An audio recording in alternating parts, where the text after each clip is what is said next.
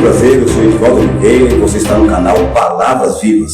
Hoje eu quero falar um pouco para você que está aí nos assistindo sobre o sofrimento de Jesus Cristo antes dele ser crucificado.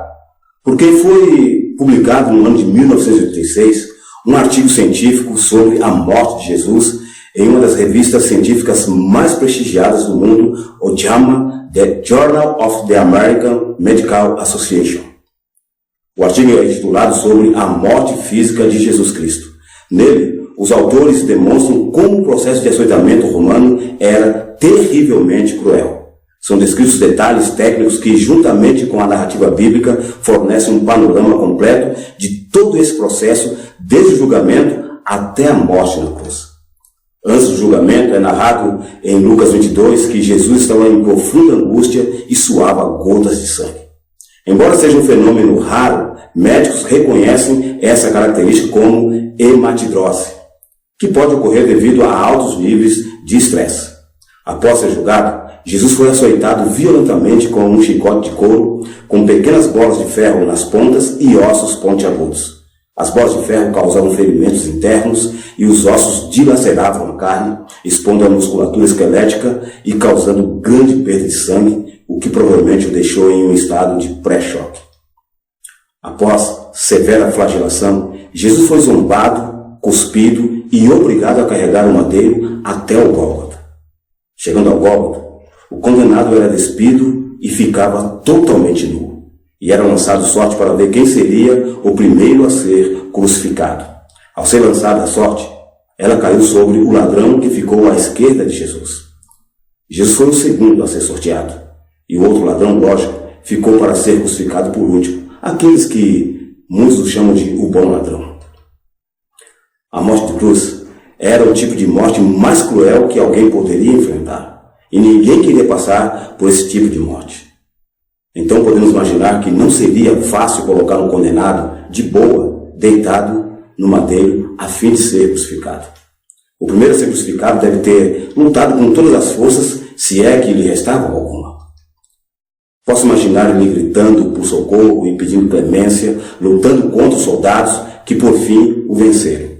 Durante a crucificação, o acusado era jogado sobre o madeiro no chão e pregado com pregos de até 18 centímetros de comprimento nos pulsos e nos pés.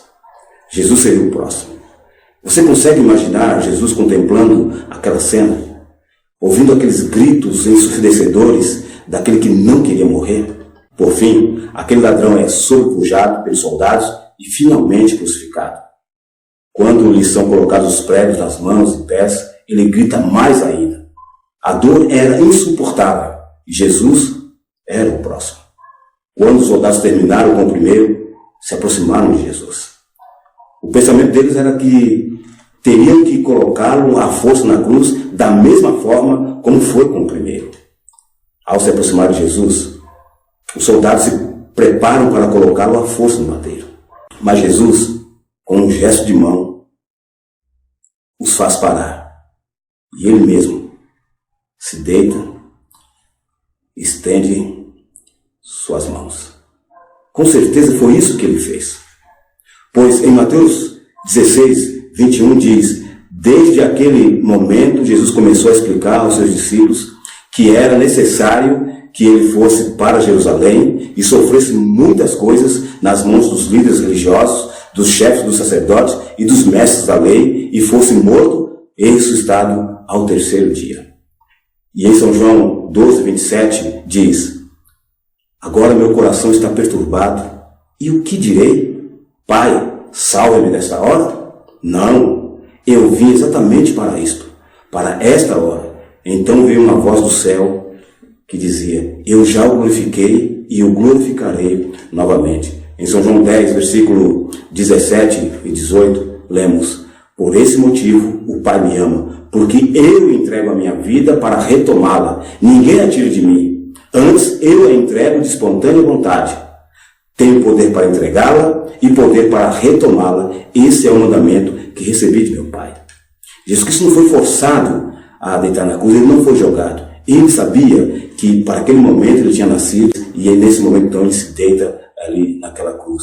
Ele sabia. Aliás, se teve alguém que nasceu sabendo exatamente quando ia morrer esse alguém foi Jesus. A crucificação era um processo que produzia intensa dor e causava uma morte lenta e sufocante. Respirar era algo terrivelmente doloroso. A cada respiração, Jesus tinha que elevar as costas em carne viva, arrastando-a na madeira e apoiando todo o peso nos pés que estavam pregados. Fato este que aumentava a perda de sangue e causava dores terríveis. As causas da morte por crucificação poderiam ser várias, mas as duas mais comuns eram choque hipovolêmico e asfixia por exaustão. Quando o Evangelho de João narra que após a morte de Jesus, um soldado o traspassou com uma lança e saiu sangue e água, a explicação dos cientistas é de que a água provavelmente representava fluido pleural e pericárdio seroso e teria precedido o fluxo de sangue e teria menor volume do que o sangue. Talvez, no cenário de hipovolemia e da insuficiência cardíaca aguda, os derrames pleurais e pericárdicos podem ter se desenvolvido e teriam sido adicionados ao volume de água aparente. Analisando somente o sofrimento físico de Jesus, percebemos o quão terrível deve ter sido suportar tudo isso. Estresse intenso, noite sem dormir, um julgamento injusto, açoitamento desumano, fome, zombaria e ainda ter que carregar seu próprio instrumento de morte. Mas isso não foi nada. O que pesou sobre os ombros de Jesus Cristo foram os nossos pecados. Isaías há muito tempo profetizara, mas ele foi ferido por causa das nossas transgressões e moído por causa das nossas iniquidades. O castigo que nos traz a paz estava sobre ele, e pelas suas pisaduras fomos sarados. Isaías 53, versículo 5. Ele era o sacrifício, o Cordeiro de Deus que tira o pecado do mundo. Somente o Deus que se fez homem poderia reconciliar os homens com Deus.